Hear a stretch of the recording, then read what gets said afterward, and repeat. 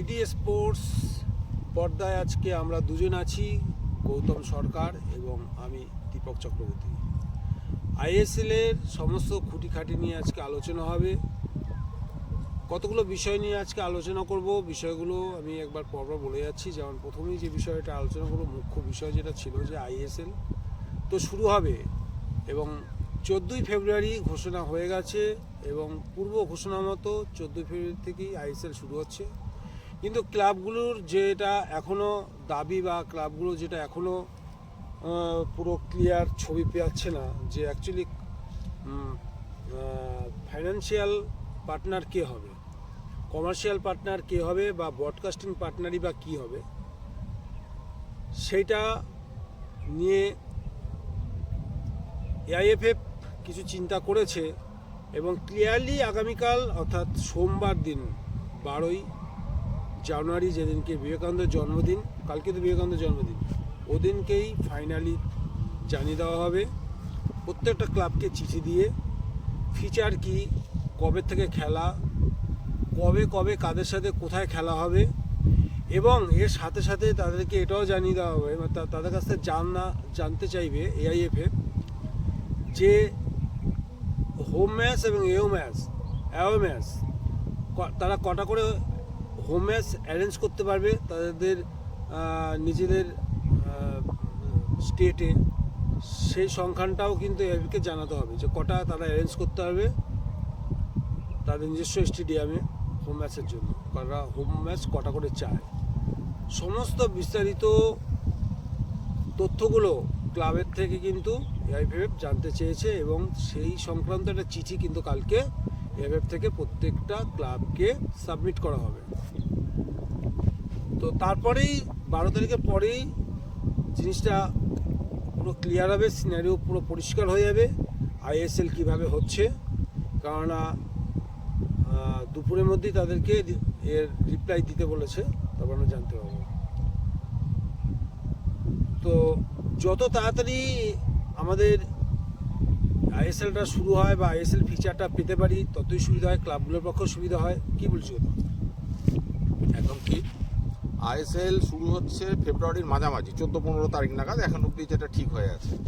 আর যেটা তুই বলছিলিস, কালকে ক্লাবগুলোকে চিঠি দিয়ে কালকের মধ্যেই জানাতে হবে, একটা সার্টেন কয়েক ঘন্টা হয়তো দেবে সময়।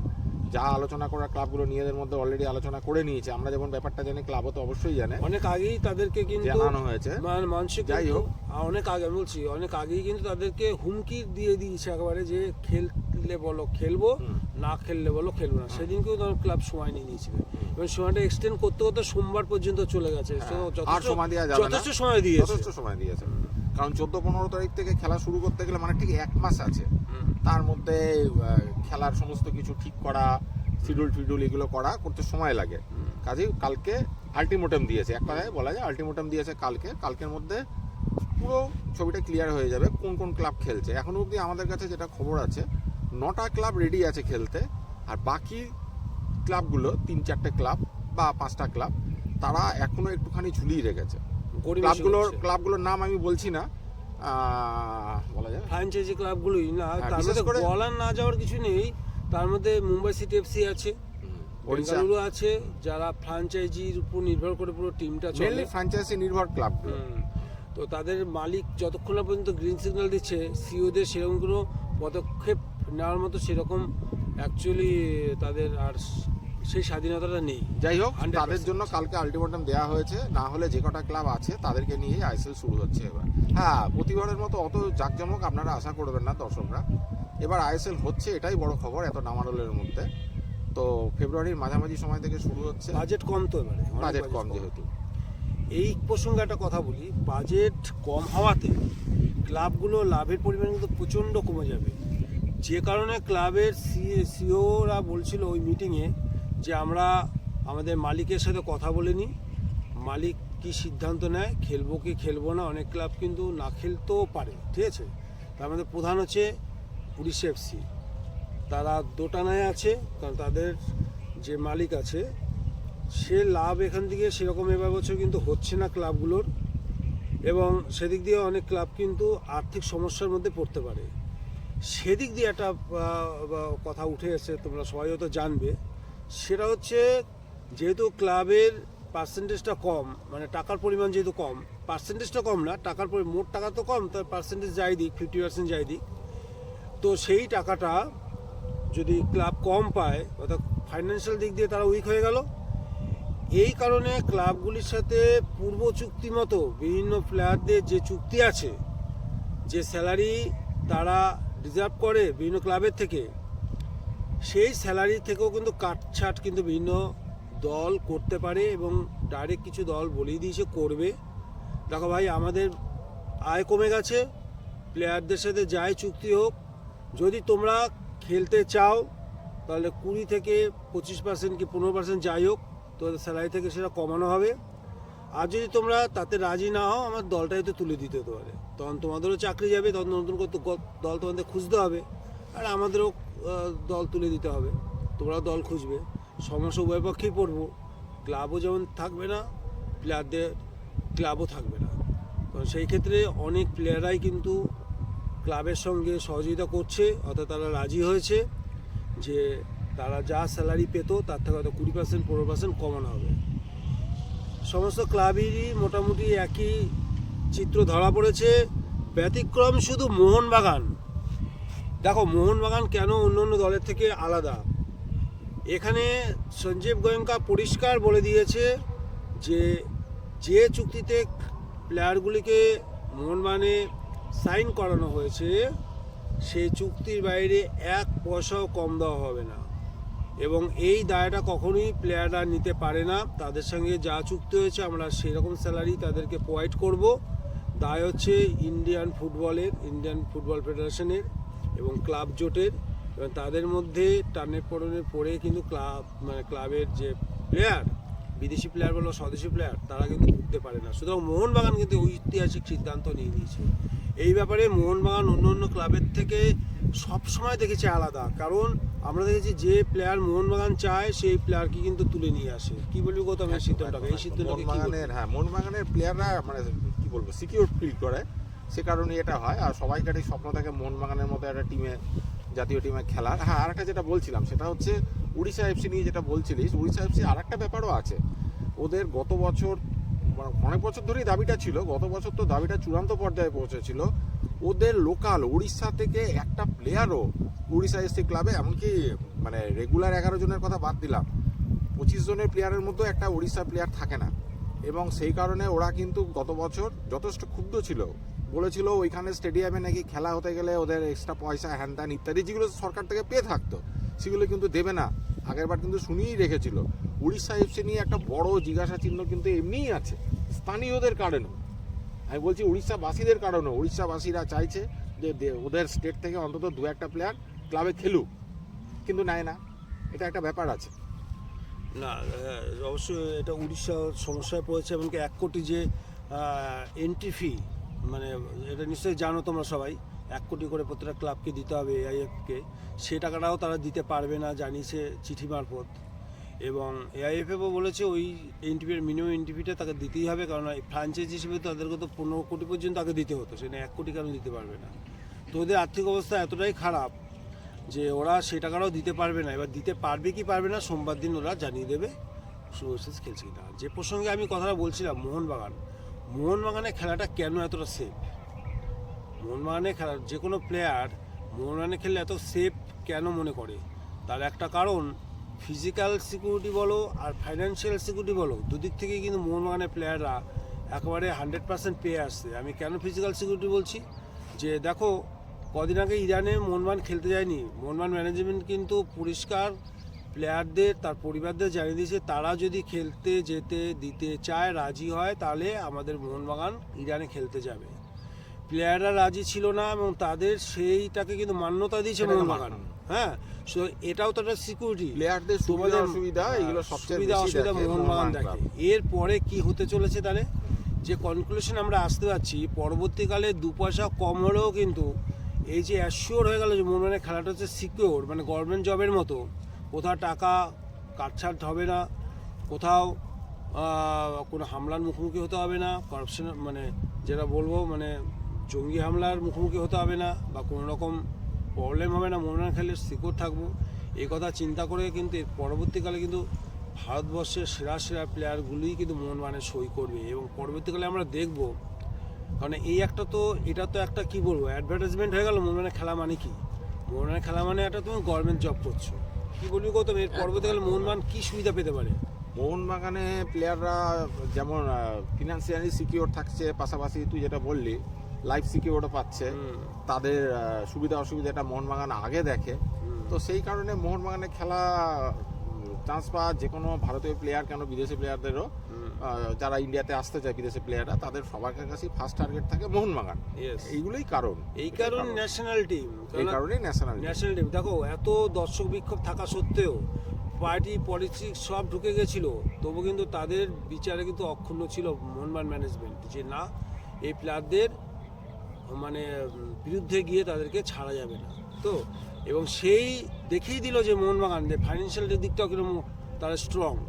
অর্থাৎ পাশাপাশি সঞ্জীব গোয়েঙ্কাকেও আমরা স্যালুট জানাবো অবশ্যই এই সিদ্ধান্তের জন্য মোহনবাগান ম্যানেজমেন্টের সঙ্গে সঙ্গে। তো আমরা আশা করব এরকমভাবে। আর সেকেন্ড যে আমি পরবর্তী যে বিষয়টা নিয়ে আসছি তৃতীয় পর্যায়ে, সেটা হচ্ছে মোহনবাগানের প্র্যাকটিস। প্রথম এই মুহূর্তে মোহনবাগান যখন প্রথম দল গঠন করেছিল তখন তো তোর মনে আছে যে একজন হাতি হয়ে এসেছিল। হ্যাঁ, যেমন আছে জেসন কামিন্স, দিমিত্রি পেট্রাস কিন্তু প্রচুর ট্রোল হয়েছে, এবং রবসন রবিনো যে সাইনিংটা নিয়ে অনেকের প্রবলেম ছিল। আজকে প্র্যাকটিস ম্যাচগুলোতে আমরা এই দুজনকে বিশেষ করে দিমিত্রি পেট্রাস এবং রবসন রবিনো মাঠে ফুল ফোটাচ্ছে। যে প্র্যাকটিস ম্যাচটা ডায়মন্ড হারবারের সাথে হয়ে গেল মোহনবাগানের, মাঝ মাঠে সেই পুরনো দিমিকে আবার ফিরে পেয়েছে। লোবেডোর ক্রেডিট আমি লোবেডোর ক্রেডিটের থেকে আমি সবচেয়ে বেশি বলবো হচ্ছে মলিনার ডিসক্রেডিট। প্লেয়ারগুলোকে বসিয়ে বসিয়ে পুরো শেষ করে দিয়েছিল। হাবাসের ট্রেনিং বা ফেরনদের ট্রেনিংয়ে দিমিত্রি যে পারফরমেন্সটা দেখাতো একদম সেম মানে প্র্যাকটিস কিন্তু তোমার ইসের কি বলে লোবেডোর তার চেয়ে আরও অ্যাগ্রেসিভ, এবং সেই অ্যাগ্রেসিভ প্র্যাকটিসের মধ্যে পড়ে দিমিত্রি যেন সেই পুরনো দিমিকে আমরা ফিরে পাচ্ছি। অর্থাৎ দর্শকরাও কিন্তু এখন দিমি প্রতি যথেষ্ট আবেগপ্রবণ হয়ে উঠেছে। এবং তুই তো একটা কথা জানিস, আমি বলবো লোবেরোর পরীক্ষা কিন্তু এখনো হয়নি, আইএসএল শুরু হয়নি, বড় ম্যাচ এখনো পাইনি। বড় ম্যাচ না কতগুলো জিনিস না কোনো ম্যাচ হয়নি, ম্যাচের আগে যে কোনো ম্যাচ যেটা আমরা প্র্যাকটিসই বুঝতে পেরেছিলাম নড়তে পারছে না, চড়তে পারছে না, বাঁক নিতে পারছে না, সেটা রিকভার করেছে, খুব ভালোভাবে রিকভার করেছে। একটা তথ্য দিয়ে বলি, রবসন রবিনো 12 কেজি ওয়েট কমেছে, যা ওয়েট ছিল তাতে 12 কেজি কমে গেছে। এবার তার যে পায়ের ঝলকগুলো যেগুলো করতে গিয়ে সে পড়ে যেত, সেগুলো কিন্তু প্র্যাকটিসে দেখা যাচ্ছে।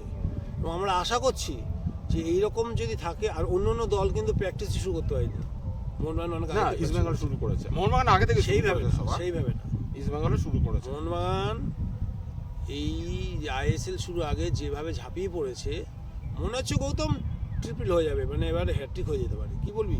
না সেটা অবশ্যই একটা চান্স তো আছে, কিন্তু সব কিছুর উপরে একটা লাকেরও ব্যাপার থাকে। সেটা যদি থাকে, খেলবে তো ভালো, টিম ভালো। লোবেরো মনে হয় এত বড় টিম এই প্রথম হাতে পেলো, এত বছর ধরে ইন্ডিয়া আইএসএল না গোয়া খেলেছে, চ্যাম্পিয়ন করেছে। কি বলিস, মুম্বাই সিটি এফসি সব ধারে ভারে এগিয়ে না, ভালো ভালো টিম কোচিং করিয়ে লাস্টে মোহনবাগানে এসছে। কিন্তু মোহনবাগান ইস্ট বেঙ্গল কলকাতার মাঠে প্রথম গোয়া মানে এফসি গোয়া বলো, মুম্বাই সিটি এফসি হলো, সব জায়গায় কোচিং করানো হয়ে গেছে। ইভেন কেরালা ব্লাস্টার্স ভালো ভালো দলে, শুধু মোহনবাগানে তারা করেনি। কারণ আমরা তো আশা করবোই মোহনবাগানের এবার ট্রিপল হওয়ার চান্স আছে। তো একটা হ্যাট্রিক করার বিরল কৃতিত্ব অর্জন করার মোহনবাগানের সামনে কিন্তু বিরাট চান্স আছে। সব দিক দিয়ে দেখা যাচ্ছে এই মুহূর্তে মোহনবাগান কিন্তু প্রচণ্ড চন্দ্রমানে। আর ইস্টবেঙ্গল নিয়ে কি বলবি?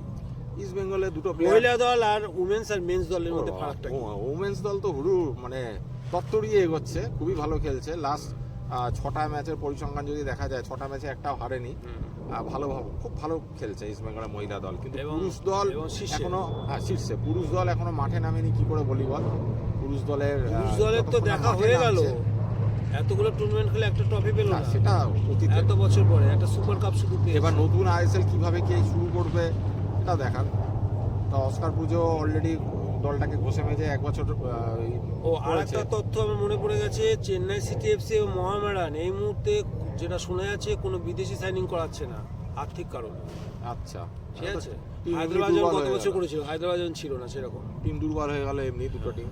মোহামেডান তো এমনি দুর্বল টিম, বিদেশি হলেও সেই বিদেশি জাতের ছিল মানে না। মডার্ন চেন্নাই 11 হচ্ছে জন একটা ভালো প্লেয়ারকে team। মাঠে নামানোই সমস্যা মডার্নের, যা তথ্য আছে। পাশাপাশি আমরা ফুটবলের সঙ্গে সঙ্গে যদি আমরা একটু ক্রিকেট নিয়ে আলোচনা করি, তা গৌতমের এই ব্যাপারে অভিজ্ঞতা খুব বেশি। ভারতীয় দল এই মুহূর্তে ওয়ার্ল্ডে কীরকম পারফর্ম করছে? ভারতীয় দল ওয়ার্ল্ডে পারফর্ম করছে, ওয়ানডে এবং টি20 পারফরমেন্স খুবই ভালো, দুটোতেই র্যাঙ্কিং 1-এ আছে। কিন্তু টেস্টে খুবই বাজে। গৌতম গম্ভীর আসার পর টেস্টে ইন্ডিয়া টিমের অবস্থা খুবই খারাপ হচ্ছে। আচ্ছা, সবচেয়ে আচ্ছা। বড় কথা, ঘরের মাঠে ওয়েস্ট ইন্ডিজের সাথে জিতলেও কিন্তু ওয়েস্ট ইন্ডিজ তো আর সেই লেভেলে নেই এখন, আর সবাই জানে বাংলাদেশের থেকেও নিচু স্ট্যান্ডার্ডের দল। কিন্তু নিউজিল্যান্ডের সাথে আমরা 3-0 হেরেছি, হোয়াইট ওয়াশ হয়েছি টেস্টে। লাস্ট সাউথ আফ্রিকার সাথে 2-0 হোয়াইট ওয়াশ হয়েছি। নজর দিতে হবে, টেস্টে গৌতম গম্ভীর চলবে না, চলছে না, চলবেও না। আমার মনে হয় একটু ভাবনা চিন্তা করার দরকার আছে, যেহেতু একটু দীর্ঘমেয়াদী চুক্তি। আর 3টে ফরম্যাটেই আলাদা করে তো হয় না, এই ফরম্যাটে এই কোচ, ওই ফরম্যাটে ওই কোচ, এভাবে হয় না। 3টে ফরম্যাটের সাথেই চুক্তি।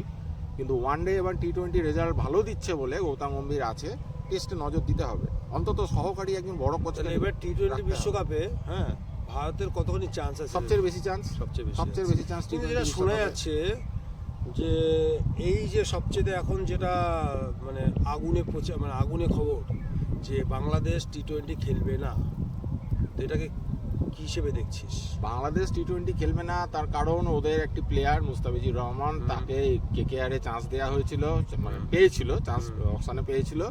কিন্তু বর্তমান রাজনৈতিক পরিস্থিতিতে, জিওপলিটিক্যাল যা পরিস্থিতি, তাতে ভারতীয় সরকার থেকে এবং বিসিসিআই থেকে চাপ ছিল যে ওকে খেলানো যাবে না। যেখানে ধর্মীয় ব্যাপার না বলাই ভালো। আমরা দেখতে পাচ্ছি বাংলাদেশে কোন ধর্মে কাদের উপরে অত্যাচার করা হচ্ছে, আর সে এসে এখান থেকে কোটি কোটি টাকা কামিয়ে খেলে ভর্তি করে চলে যাবে, এটা মেনে নেওয়া সত্যিই অসম্ভব।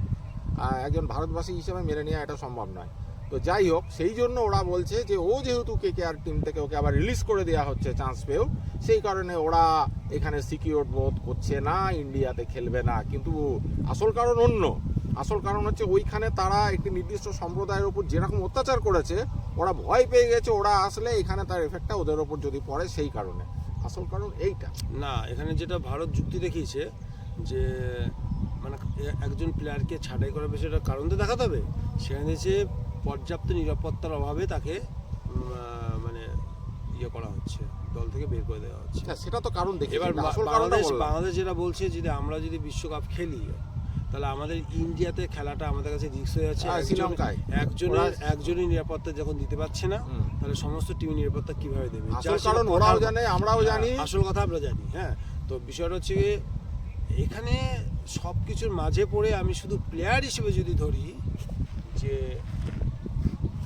কেঁদে ভাসিয়ে দিয়েছে, এবং ওই প্লেয়ারটি পুরো বাংলাদেশের বোর্ডের বিরুদ্ধে চলে গেছে যে এখানে বিশ্বকাপ না খেলার মানেটা কি। এবং এ কথাও সে বলেছে, রহমান এ কথাও বলেছে, তামিম প্লেয়ার, হ্যাঁ, এ কথাও বলেছে যে ইন্ডিয়া আমার দ্বিতীয় ঘর, এতটা কমফোর্টেবল ওইখানে, আমি এতটা কমফোর্টেবল মনে করি, আর এত ফ্যান ফলোয়ার্স ওখানে আমার। তো ওরা আর কি নিজেরা যেমন সেরকম সবাইকেই ভাবছে, ভারতীয়দেরও ভাবছে। খুব এটা নিয়ে খুব দুঃখ করেছে যে বাংলাদেশ ক্রিকেট বোর্ড বিশ্বকাপ থেকে নাম তুলে নেওয়াটা কিন্তু হটকারী হবে। অর্থাৎ কোনো একটা কারণ হয়তো আমাকে বাদ দিতেও পারে, আমি সেটা নিয়ে দুঃখ পাচ্ছি না। এখন আবার উল্টো সুর গাইছে তো। এখন তাই? ওরা বলছে যে খেলবে, আইসিসির কাছে অনুরোধ করেছে করার জন্য, আর খেলতে যাব না কথাটা এখন উঠে গেছে। এখন অনুরোধ করছে যদি করা যায় শ্রীলঙ্কায় ওদের খেলা। লেটেস্ট খবর। এখন ওরা 180 ডিগ্রি ঘুরে গেছে। যখন ইন্ডিয়া বলে দিয়েছে যে সম্ভব না 1 মাস আগে, ঠিক আছে, এতদিন ছিল না, এখন সম্ভব না, সাথে সাথে ওরা বুঝতে পেরেছে তাহলে ওদের বাদ দিয়েই খেলা হবে। আর ওদের ক্রিকেটটাই যা আছে, আর তো কিছু নেই। সেই কারণে ওরা এখন 180 ডিগ্রি পাল্টি খেয়ে বলছে আমরা অনুরোধ করেছি আইসিসি কে যে এটা যাতে করা হয়, নট খেলতে যাব না কথাটা এখন আর নেই, ছিল, এখন আর নেই। আচ্ছা, না সেটা না, আমি বলছি সে ঠিক আছে, কিন্তু আমি বলছি প্লেয়ারটির কথা। প্লেয়ারটি কিন্তু ভারতের ভূয়সী প্রশংসা করেছে, মানে ওখানে আমার কোনো সমস্যা নেই, মনে হয় না কোনো রকম অন্তকে খেলাটা নিয়ে ইন্ডিয়ানরা খেলা হিসেবে দেখে। আইপিএল হচ্ছে পৃথিবীর মধ্যে সবচেয়ে বড় ক্রিকেটের বেসরকারি টুর্নামেন্ট, সবচেয়ে বড়। তোকে একটা পরিসংখ্যান দিই, যারা রেগুলার এটা ফলো করে তারা জানে, আমাদের শ্রেয়াস আয়ার আর ঋষভ পান্তের মিলিত যে টাকা, খেলার জন্য যে টাকাটা পায়, সেই টাকাটা দিয়ে পাকিস্তানের একটা টিমের বাজেট তৈরি হয়। দুটো টিমে দুটো প্লেয়ার, ইন্ডিয়া দুটো প্লেয়ারের টাকা দিয়ে পাকিস্তানের একটা টিমের বাজেট তৈরি হয়। তাহলে বুঝতেই পারছিস। এবং আইপিএলে বহুত বড় বড় প্লেয়াররাও চান্স পায় না। এবারও আপনারা দেখেছেন, যারা চান্স পায় না তাদেরকে দিয়ে আবার আর বড় বড় টিম তৈরি করে দেওয়া যাবে। মানে আইপিএলে চান্স পাওয়া কতটা স্বপ্নের ব্যাপার, টাকা তো আছেই।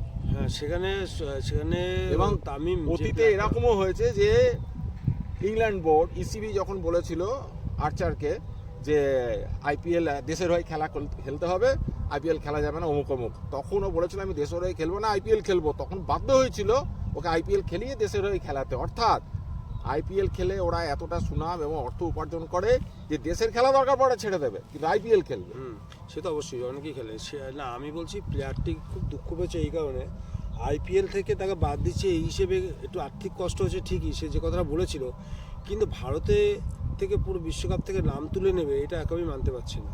মানে সরকারের কথা মতো বাংলাদেশ ক্রিকেট বোর্ড চলবে এই বিষয়টা কিন্তু একেবারেই কিন্তু আর কি করবি বল, অপদার্থ একটা সরকার, একটা জঙ্গি সরকার চলছে দেশে। কিন্তু প্লেয়ারগুলো কিন্তু আইপিএল এর প্রতি কিন্তু যথেষ্ট সহানুভূতিশীল।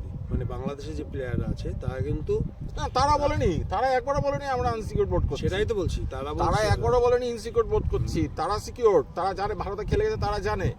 কিন্তু ওই যে বললাম, একটা বর্বর অসভ্য নীচ সরকার একটা বাংলাদেশে চলছে, তারই ফলাফল এটা সবাই বলছে। তো